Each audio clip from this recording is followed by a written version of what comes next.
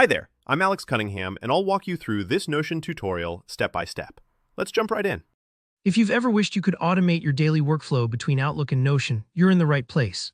In this tutorial, I'm going to walk you through the exact steps for using Zapier to connect Outlook to Notion, helping you set up an automatic flow so your information stays organized and updated without any manual copy-pasting or missed emails. By the end of this video, you'll know how to create a streamlined automation that saves you time and hassle, so let's dive right in. First, let's head over to Zapier. Zapier is a powerful tool for automating tasks between all kinds of apps, and today we're focusing on syncing Outlook with Notion.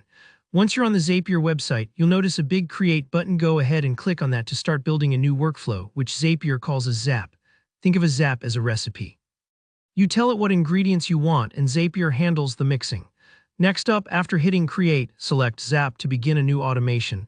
This is where Zapier will guide you through setting up the specific connection. To make things simpler, use the handy search box labeled Copilot. Just type in Connect Outlook to Notion.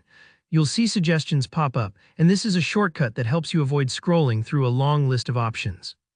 Just a little tip, there are actually dozens of different ways to use Zapier with Notion, whether it's syncing calendars, updating databases, or automating reminders. But for this demo, we're going to keep it straightforward.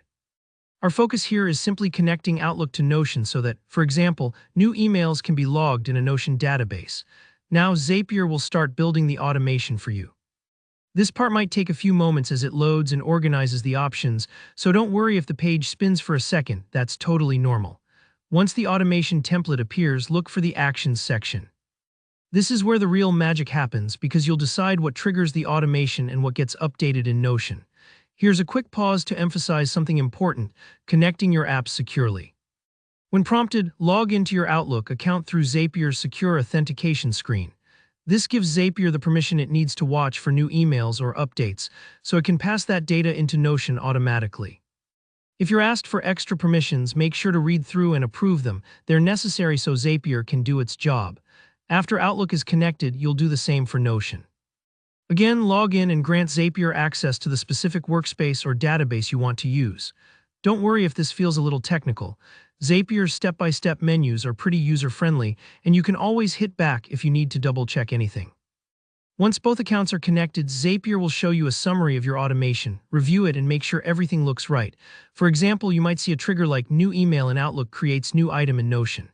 If you're happy with the settings, just click Publish to activate the workflow. That's it. Now future emails or updates will automatically flow from Outlook right into Notion, keeping your information synced and saving you time each day. And there you have it, a super practical way to link Outlook to Notion using Zapier. If you found this tutorial helpful, please give it a thumbs up. And if you have any questions or you'd like to see alternate ways to use these tools together, drop a comment below. I love hearing from you. Don't forget to subscribe for more easy-to-follow tech tutorials just like this one. Thanks for watching and happy automating.